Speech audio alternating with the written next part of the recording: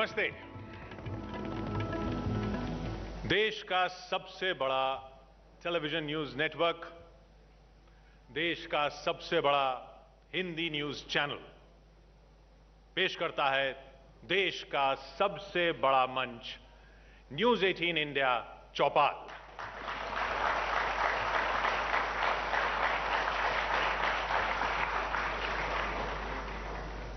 लेकिन ये कोई रेस नहीं है, कोई दौड़ नहीं है। पत्रकारिता एक दायित्व है, एक धर्म है, एक जिम्मेदारी है। उसे ही निभाने की कोशिश है चौपाल के जरिए। चौपाल यानी संवाद। समस्या अगर है तो उसका समाधान संवाद ही है।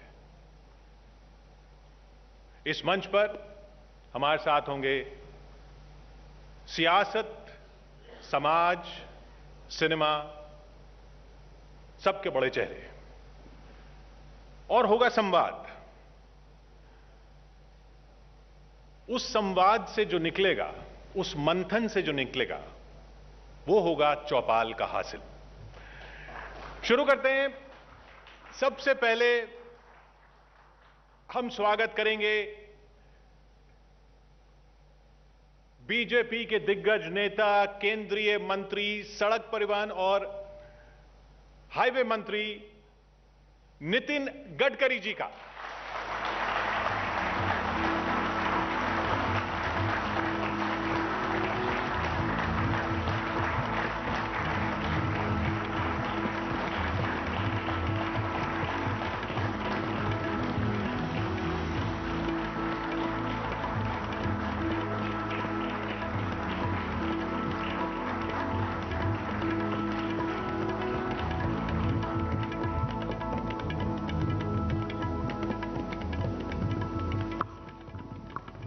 नमस्ते नितिन जी। नमस्कार। स्वागत आपका। फिर मिल रहे हैं हम चौपाल पे। थोड़ा जल्दी कर लिया हमने, नहीं तो हम तो सुन रहे थे कुछ दिन बाद आप वो पानी वाली गाड़ी से आते, हाइड्रोजन वाली, कि जो पानी से हाइड्रोजन अलग करेगी और ऑक्सीजन अलग करेगी और उस पर चलेगी। जल्दी आने वाली है? नहीं, गाड़ी आने के लिए टाइम लगेगा, पर पानी से ऑक्सीजन और हाइड्रोजन अलग होकर ये गाड़ी चल सकती है, इस पर आज लोगों का विश्वास नहीं है। तो मैंने एक कंपनी को रिक्वेस्ट की और उनकी हाइड्रोजन पर, ग्रीन हाइड्रोजन पर चलने वाली गाड़ी दिल्ली में आई है। और ग्रीन हाइड्रोजन जो है वो इंडियन ऑयल का फरीदाबाद का जो सेंटर है वहाँ तैयार होता है। वो दिसंबर एंड तक वो अवेलेबल करके देंगे। 1 किलो में 180 किलोमीटर चलती है और एक पायलट प्रोजेक्ट करके मैं उसको उपयोग में लाकर आप जैसे लोगों को ये विश्वास दिलाना चाहता हूँ कि 1 किलो में वो 180 किलोमीटर चलेगी और उसमें कोई पोल्यूशन नहीं होगा, कोई स्पीड अच्छी होगी, पेट्रोल डीजल की तुलना में काफ़ी अच्छी होगी। ये स्वदेशी ईंधन होगा।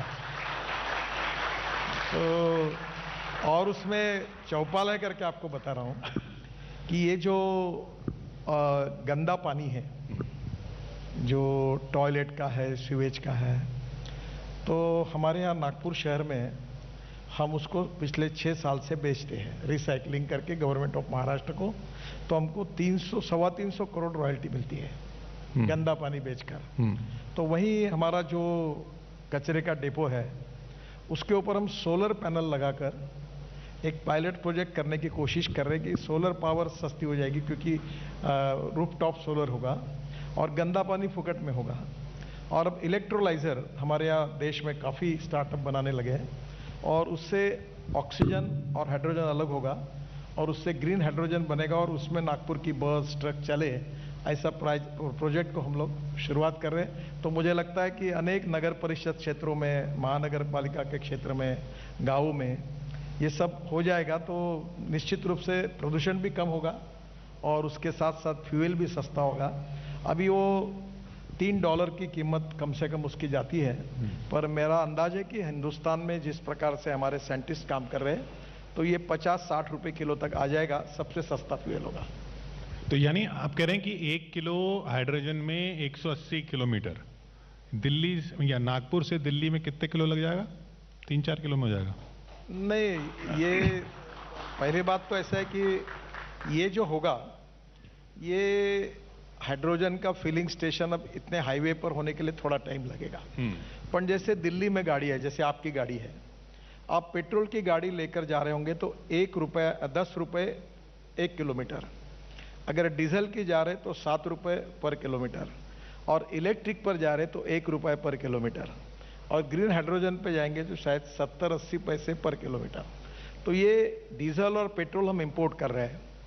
और चौपाल में बताना चाहूँगा कि हमारी जो ट्रैक्टर है, ये जो परली जलाते हैं, तो अभी ऑलरेडी प्रोजेक्ट शुरू हो गए। ये 5 टन परली से 1 टन बायो एलएनजी या बायो सीएनजी तैयार होता है। और देश का पहला ट्रैक्टर मैंने अपने खुद का डीजल का ट्रैक्टर बायो सीएनजी पे कन्वर्ट किया है।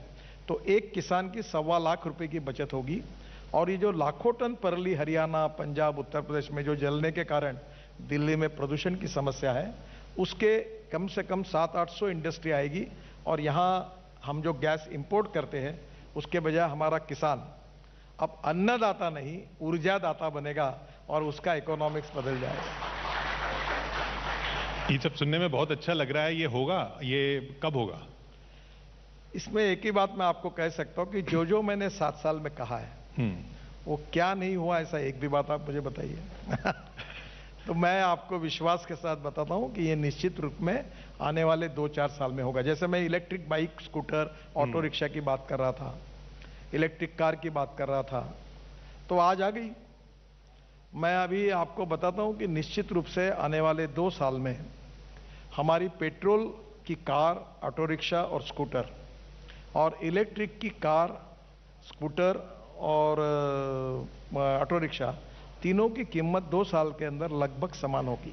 तो ये पेट्रोल डीजल की गाड़ी अगर कोई अभी लेने की सोच रहा है तो वो छोड़ दे? नहीं सर, ये सब चलता रहेगा।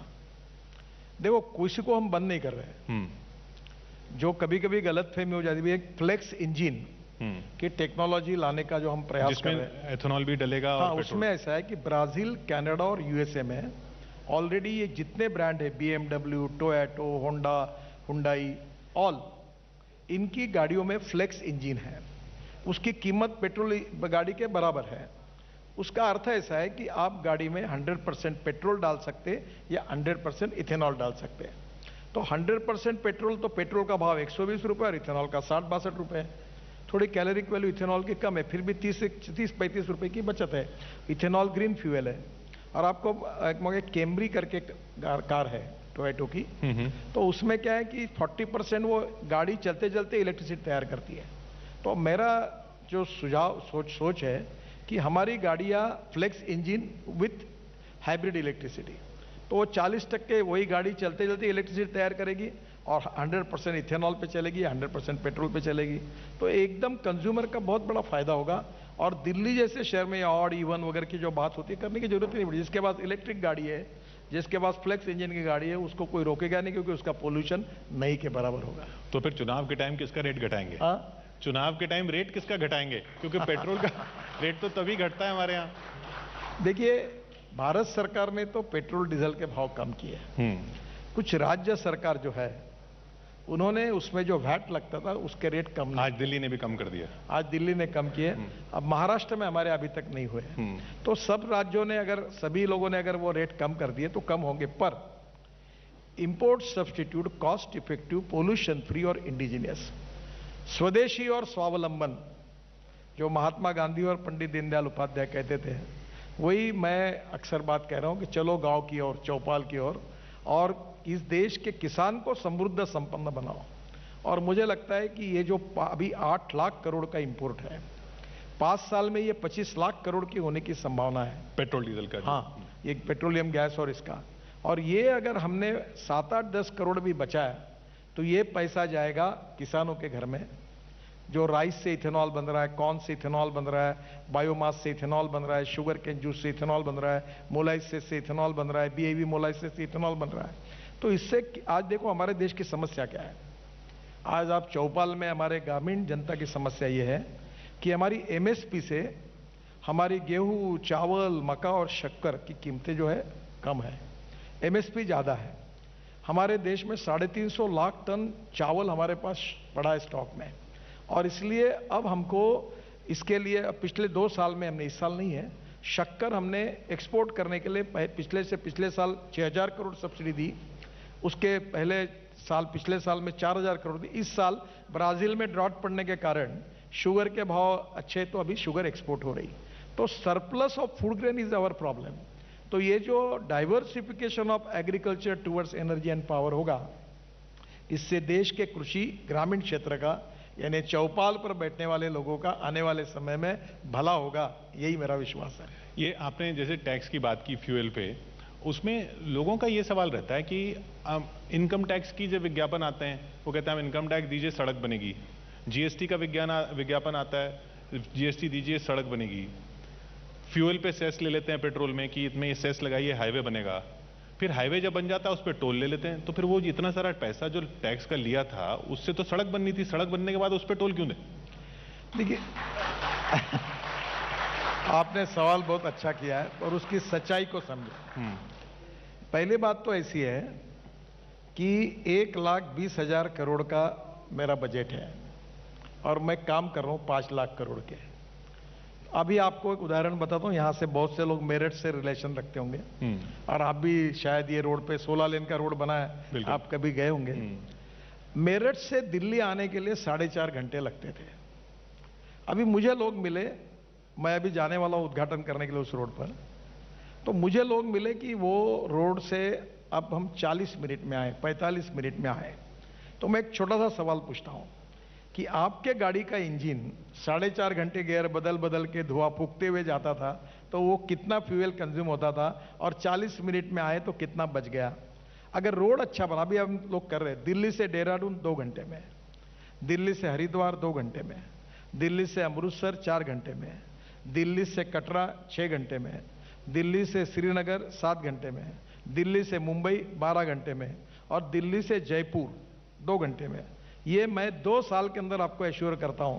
तो आपकी गाड़ी का इंजन ही कम चलेगा, तो जहां आपको 20-25 लीटर पेट्रोल के बजाय शायद 17 लीटर पेट्रोल पे 18 लीटर पेट्रोल, तो आपका 5 लीटर पेट्रोल की कॉस्ट कम होगी, उसके बदले में आपको टोल देना है, तो नुकसान कहाँ है? दिल्ली आने की बातें हो रही हैं, तो आप आए और आपसे, आप जैसे राजनीतिज्ञ से राजनीति की छोटी सी बात ना पूछें चुनावों के मौसम में, तो ठीक नहीं होगा।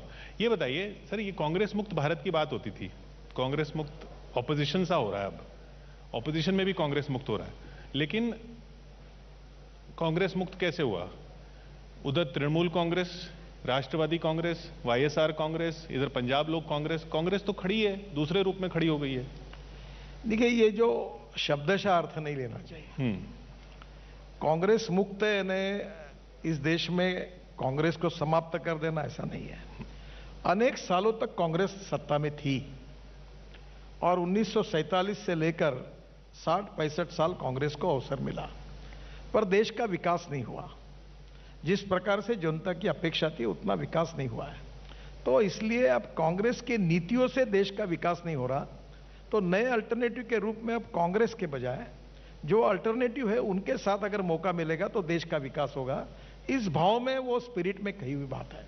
इसलिए लोकतंत्र में सब पार्टियां रहे, सब काम करें, और जनता की अदालत में जिसमें ताकत होगी, जनता जिसको साथ देगी वो आगे आएगी।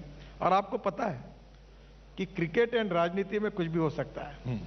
कभी कभी मैं क्रिकेट की मैच कभी बहुत देखता था, तो वो बोल रहे थे अभी इंडिया हार रहा है, और घर में आ गया नाराज होकर, तो 5 बजे पता चला कि इंडिया जीत गया।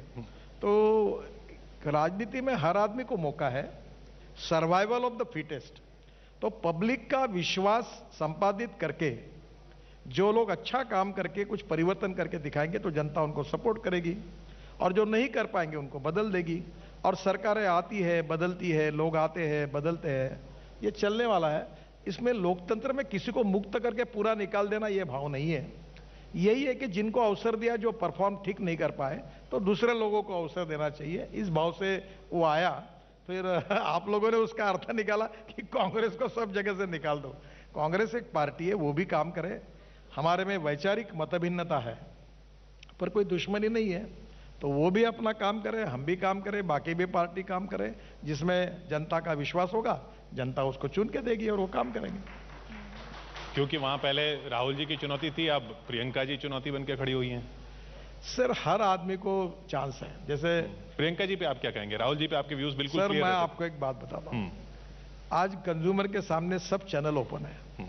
पहले एक ही था, दूरदर्शन, तो फिर बाद में एक दो आए, अब इतने चैनल हो गए कि किस पे जाके सुनूं ऐसा लगता है। तो लोगों ने अपना चॉइस कर लिया, तो लोग अभी होशियार हो गए। उनको अपना नेता किसको चॉइस करना है, कौन से पार्टी को चॉइस करना है, किस बात पर वोट देना है।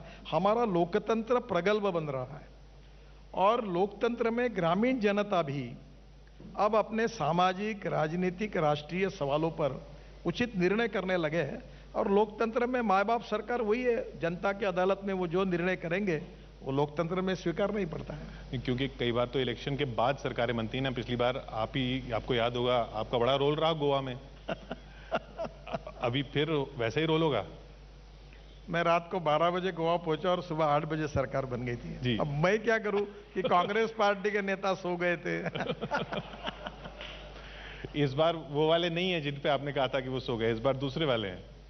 देखिए, ये गोवा में हमारे पास 13 एमएलए थे, कांग्रेस के पास 17 थे, और विधानसभा किसी को मेजोरिटी नहीं थी। उनको अवसर था कि वो 7 से 8 एमएलए अपने साथ ले लें। हमें अवसर था कि हम 9-10 एमएलए हमारे साथ लाएं। मैं रात को 12 बजे गया, एक थोड़ा सा एडवांटेज हुआ कि मैं गोवा में बार बार जाता रहा, अनेक सालों से मेरे संबंध थे और महाराष्ट्र से गोवा लग कर है, तो जो छोटी पार्टियां थी उनका मेरे ऊपर विश्वास था और उस विश्वास का उपयोग करके मैंने उनको समझाया। रात को 5-6 बजे पक्का हो गया, साइन हो गई। 8 बजे हम लोग गवर्नर को मिले और हमने पत्र दे दिया। तब कांग्रेस वालों की नींद खुल गई, तब पता चला कि सरकार हमारी बन गई। तो अब तो आपके अलावा और भी लोग पहुंचे हुए हैं। केजरीवाल जी पहुंचे, ममता जी पहुंची हुई हैं उसी गोवा में। इतने से गोवा में। लोकतंत्र में सबको अधिकार है, जिसको लड़ना है वो लड़ ले। जनता जिसको चुनेगी वो आखिर सिकंदर है। इस वक्त सबसे बड़ी चुनौती क्या है सरकार के सामने? चुनाव जीतना बड़ी चुनौती है या लोगों तक अपनी बात पहुंचाना बड़ी चुनौती है? देखिए, अटल बिहारी वाजपेयी जी का मैं बचपन से उनका बड़ा फॉलो करता था। उन्होंने बहुत सुंदर बात कही थी कि सरकारें आएगी बदल जाएगी, प्रधानमंत्री आएंगे बदल जाएंगे, नेता आएंगे बदल जाएंगे, सांसद बनेंगे बदल जाएंगे, एमएलए आएंगे बदल जाएंगे, पर यह देश यही रहेगा। और इसलिए उन्होंने कहा था कि हमें देश के लिए काम करना है, केवल सरकार बनाने के लिए काम नहीं करना है। और इसलिए हमारी सोच यही है कि politics is the instrument of socio economic reform, और इस देश को आगे ले जाना। हम 2-4 रहे न रहे पर तेरा वैभव अमर रहे मां, ये गीत हम गाते गाते राजनीति में आए। तो पॉलिटिक्स से हमारा प्रोफेशन नहीं है, ये हमारा कन्विक्शन है। और देश को पुनर्निर्माण करना, इस देश को वर्ल्ड की सुपर इकोनॉमिक पावर बनाना, भय, भूख, आतंक, भ्रष्टाचार से मुक्त करना, गांव, गरीब, मजदूर, किसान का कल्याण करना, ये सही में मकसद है और यही काम हमको करना है। और मोदी जी के नेतृत्व में काफी गति से हम प्रयास कर रहे हैं। हमारी सरकारें, राज्य सरकारें काफी बदल हो रहे, और काम करने की कोशिश करेंगे और हमारे देश को दुनिया में आगे लेकर जाएंगे, यही प्रयास है।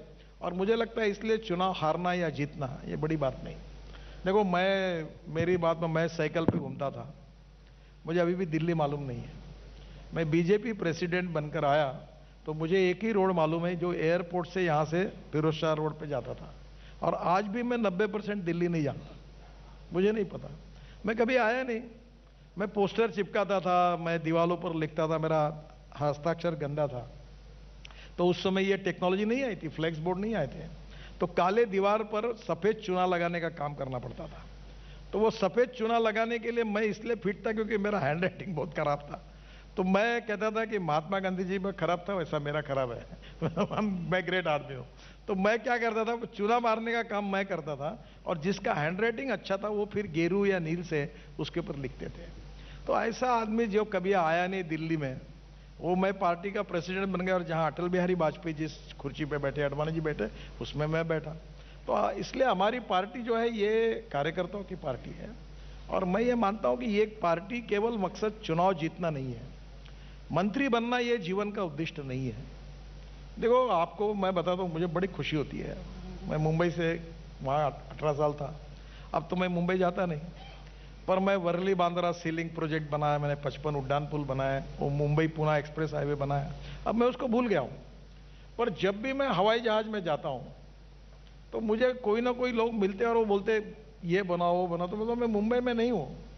ये जैकी श्रॉफ करके फिल्म एक्टर थे, एक दिन मैं हवाई जहाज से आ रहा था तो मेरे पास आ गए और मुझे कहने लगे कि देखो नितिन जी, ये साउथ मुंबई को और मुंबई पुणे हाईवे से जोड़ो, डायरेक्ट ये वीटी से फ्लोरा फाउंटेन से डायरेक्ट उधर जा सकेंगे। तो वो एक ब्रिज बन रहा है अभी। तो मैंने कहा जैकी जी, आपको पता नहीं होगा, आजकल मैं मुंबई में नहीं हूँ, हमारा राज्य भी नहीं है और मैं दिल्ली गया हूँ, तो मैं कहाँ से बनाऊंगा? बोले आपको क्या लगता है, मुझे मालूम नहीं, मुझे सब मालूम है, पर मेरा एक ही विश्वास है कि जिस दिन आप बनाओगे तो ही बनेगा, इसलिए मैं आपको कह रहा हूँ। तो ये जो लोगों का विश्वास होता है, political confidence, political credibility is the biggest strength of politics. तो यही बात, लोगों का विश्वास होता है, यही इंपॉर्टेंट है और इसी पे पार्टी और नेतृत्व का मूल्यांकन होता है। आपने अपने पुराने दिनों की बात की। अब कोई व्यंग्यकार कहेगा कि नितिन गडकरी जी कह रहे थे कि चूना मैं लगाता था, और चूना लगाने का बड़ा नहीं, चूना यानी वो जो सफेद रंग का चूना जो दीवार पे लगता है, वो बात कर रहा हूँ। वो कहते हमारे यहाँ इसने टोपी पहनाई। हाँ। तो परसों मैं लातूर में था, तो काफी 40-50 हजार की भीड़ थी और मुझे टोपी पहनाई। तो मैंने कहा ये तुमने मुझे आखिर टोपी पहना ही दी। तो कभी कभी एक ही वाक्य के दो अर्थ होते हैं। आप तो महाराष्ट्र से आते हैं और ये सब इतना अच्छा लेते हैं, तो ये क्यों आलोचना होती है कि आपकी सरकार या आपका प्रशासन, आपकी पार्टी व्यंग्यकारों को बोलने नहीं देती, उनको रोकती है, या उनको क्यों नहीं बोलना चाहिए? हमने नहीं किसी को रोका है। व्यंग्यकार कहते हैं कि हमारे को आजादी नहीं बोलने की। व्यंग्यकार कहते हैं हमको बोलने की आजादी नहीं, हमारे शो कैंसिल हो जाते हैं। नहीं नहीं, बिल्कुल हम किसी को रोकना नहीं चाहते। और freedom of speech, fundamental right, लोकतंत्र, और मैं तो इमरजेंसी के खिलाफ। जयप्रकाश जी के मूवमेंट में मैं स्टूडेंट था और मैंने एक ही साल मेरे कॉलेज का छोड़कर मैं उस आंदोलन में आया हूं। तो लोकतंत्र तो हमारी आस्था है, हमारा आत्मा है, तो ये राइट हम किसी को नहीं रोकने। वो जो अब कहा जा रहा है कि आजादी 2014 में आई, उसको आप क्या बोलेंगे? नहीं, ऐसा है, आजादी का इतिहास जो है, आजादी 1947 में मिली है। इतिहास कोई बदल नहीं सकता और आजादी आसानी से नहीं मिली है। उसके लिए अनेक देशभक्तों ने, स्वातंत्रता संग्राम सैनिकों ने, अनेक जनता में से अनेक छोटे मोटे लोगों ने, क्रांतिकारकों ने, उनकी मालिका बहुत बड़ी है। नेताजी सुभाष चंद्र बोस से लेकर लोकमान्य तिलक तक, महात्मा गांधी से लेकर स्वतंत्र वीर सावरकर तक। चाहे मतभिन्नता हो सकती है मार्गों के बारे में, पर सबने देश के लिए काम किया। उन लाखों लोगों की कुर्बानी से हमको आजादी मिली है। और उस आजादी के बाद अब 75 साल जब पूरे हो रहे, तो स्वराज्य मिल गया। अब स्वराज्य का रूपांतर सुराज्य में करना, तो वो प्रयास हम कर रहे हैं। वो अभी आपकी नजर में मिल गया या मिलने की ओर है? क्या सुराज्य? देखो, सुराज्य ये कभी कंप्लीट प्रोसेस नहीं होती। जैसे हम लोग कहते हैं ना कि हमारे बीच में पूर्णांक नहीं है। 100% परफेक्शन ये इम्पॉसिबल कंसेप्ट है। No one is perfect and no one can claim that he is perfect. उत्तम, अधिक उत्तम, सर्वोत्तम टू इंफिनिटी। तो हम कितना भी अच्छा करेंगे तो फिर नए सपने आते हैं। अगर मैं एक एक्सप्रेस हाईवे बनाता हूं, लोग बोलते एक तो बनाओ। अब मैं 26 बना रहा हूं, तो लोग बोलते यार वो 26 तो बने, पर मेरे गांव को जोड़ने वाला कब बनेगा? तो लोगों की अपेक्षाएं जितना काम करेंगे उतनी बढ़ती जाती है। और इसलिए देश भी ऐसे ही बढ़ना चाहिए। किसान हो, गांव हो, गरीब, मजदूर, किसान, सबकी प्रगति, विकास होता रहे। लोगों की अपेक्षाएं जैसे विकास ज्यादा और बढ़ती है। फिर उसके बाद फिर अभी एक चौपाल हो रहा है। मुझे याद है कि मैं जब नया नया आया था तो चौपाल रामलीला मैदान पर होता था। एक जगह मैं आज याद कर रहा था, आज चौपाल 5 स्टार होटल में हो रहा है। तो दुनिया बदल रही है। जो कल था वो आज नहीं, आज है वो परसों नहीं। तो दुनिया के साथ फिर भी अपेक्षा बढ़ती है। अभी अगले बार लोग बोलेंगे अब ताज पैलेस तो हुआ, अगले बार और 7 स्टार कोई होगा, उसमें चौपाल करो। तो ये इट्स ए कंटिन्यूअस प्रोसेस और ये होता रहेगा। एक और जो ट्रेंड देखा जा रहा है कि, और आप इस पे काफी मुखर हैं बोलने में, कि राजनीति में अब ये हो गया कि फ्री फ्री फ्री, उसने फ्री, इधर फ्री, हम ये फ्री देंगे, बिजली फ्री देंगे, पानी फ्री देंगे, ये फ्री देंगे, वो फ्री देंगे। एक ये चल रहा है। दूसरा, उसके बाद एक ने दिया तो सब देने लग गए। उसके बाद अब चल रहा है मंदिर मंदिर मंदिर। मैं भी मंदिर जाता हूं, मैं भी मंदिर जाता हूं, मैं भी मंदिर जाता हूं, मैं भी आस्था रखता हूं, मैं भी आस्था रखता हूं। ये क्या है? देखो, जिसको जहां जाना वो जाए। जिसकी आस्था मंदिर में वो मंदिर में जाएगा, जिसकी आस्था मस्जिद में वो मस्जिद में जाएगा, जिसकी चर्च में वो चर्च में जाएगा, गुरुद्वारा में गुरुद्वारा में जाएगा। देखो, ये सब क्यों होता है?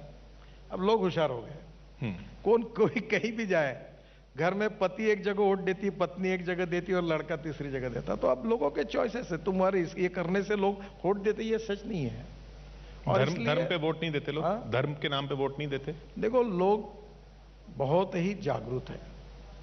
आपको पता नहीं, ये जो इमरजेंसी के बाद 77 का चुनाव हुआ था, तब आपको याद होगा कि जॉर्ज फर्नांडिस और अनेक नेता ऐसा कह रहे थे कि चुनाव पे बहिष्कार डालो, कि चुनाव में आप जीत नहीं सकते और ये इमरजेंसी और कोई हमको बोलने का अधिकार नहीं है।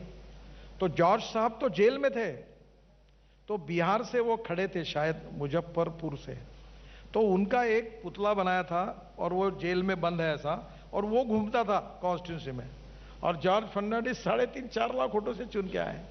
तो ये जनता है। अमेठी में, रायबरेली में इंदिरा जी चुनाव हार गई, संजय गांधी चुनाव उस समय हार गए। तो जनता अपना निर्णय करने में पूरी तरह होशियार है, और कोई कुछ भी करता रहे, जनता निश्चित रूप से उचित और योग्य निर्णय करती है। पर जो बात आपने कही, ये जो इंडिविजुअल बेनिफिट पॉलिटिक्स है, ये लोकतंत्र के लिए अच्छा नहीं। ये फुकट में, वो फुकट में, वो फुकट में, इससे हम लोग, सरकारों के पास कर्जा चुकाने के लिए पैसा नहीं है, हम बैंक करप्ट हो रहे हैं और हम फुकट में बांट रहे हैं। इससे देश का नुकसान होगा। इसके बजाय हम रोजगार निर्माण करें, हम एग्रीकल्चर में किसानों को उनके फसल के अच्छे दाम दें, हम गांवों में उद्योग खड़े करें, प्रगति और विकास के लिए ग्रोथ रेट बढ़ा, एग्रीकल्चर ग्रोथ रेट बढ़े, पर कैपिटा इनकम बढ़े, हम रोजगारों के अवसर खड़ा करें, इंफॉर्मेशन टेक्नोलॉजी, बायोटेक्नोलॉजी का उपयोग करके गाँव में हम लोग इंटरनेट लेके जाएं। पर ये क्या, इडली पात्र फुकट में, मिक्सी फुकट में, ये फुकट में, इससे क्या होगा? This is not good politics. Politics जो है वो विचारों के आधार पर, और जैसे आपको मैं बात कहूंगा कि एक बार फाइनेंशियल ऑडिट नहीं हुआ तो चलेगा, परफॉर्मेंस ऑडिट होना चाहिए। Performance audit of the government and performance audit of the minister, MLA, MP, ये करके जनता ने निर्णय करना चाहिए। नहीं तो लोकतंत्र जो है, आज ये फुकट में मिला, कल वो फुकट में मिला, वो दे देगा, वो भी रॉबिनहुड पॉलिटिक्स है। वो क्या करेंगे कि भाई इसमें से थोड़ा पैसा अलग अलग मार्ग से कमा कर, रॉबिनहुड भी हीरो ही था। रॉबिनहुड भी हीरो ही था, वो जीत भी जाते हैं ऐसे लोग इलेक्शन। सर, अभी नहीं जीत पा रहे हैं। एक बात है कि धीरे धीरे हम एक जागरूक समाज की ओर जा रहे हैं। जैसे अमेरिकन डेमोक्रेसी है या ब्रिटिश डेमोक्रेसी है, और बहुत ही एकदम सेंसिटिव और प्रगल्भ है, कुछ बता नहीं सकते। अब धीरे धीरे वर्ल्ड की सबसे बड़ी डेमोक्रेसी हिंदुस्तान है, और हम भी अब उसी की तरफ जा रहे हैं। इसमें गुणात्मक बदल हो रहा है। अब लोगों को खरीदा नहीं जा सकता। अब लोगों को फुकट में, लोग होशियार है, फुकट में आया हुआ रख भी लेते हैं और जिसको देना है उसको उठ लेते हैं। तो ये लोगों में भी बदल हुआ है। तो अब लोग जो है वो देश और समाज के हित में ही वोटिंग करते हैं। हमेशा की तरह विभाग, बहुत बहुत शुक्रिया आपका चौपाल में आने के लिए नितिन जी। केंद्रीय सड़क परिवहन और हाईवे मंत्री नितिन गडकरी राजनीति पर, अपने मंत्रालय पर, इस सरकार पर और देश की दशा पर अपने विचार रखते हुए बहुत बहुत शुक्रिया आपका। Thank you sir. तो चौपाल की शानदार शुरुआत के लिए बहुत बहुत शुक्रिया नितिन जी आपका। शुक्रिया किशोर जी। और नितिन जी, मैं चाहूंगी कि आप मंच को बस कुछ पल और दें ताकि आप न्यूज़ 18 इंडिया के जरिए भेंट हमारी स्वीकार कर सके। और इसके लिए मैं बुलाना चाहूंगी Mr Avinash Kaul, group CEO TV 18 and MD AETN। मैं चाहूंगी सर आप मंच पर आएं और नितिन जी को न्यूज़ 18 इंडिया की तरफ से भेंट दें।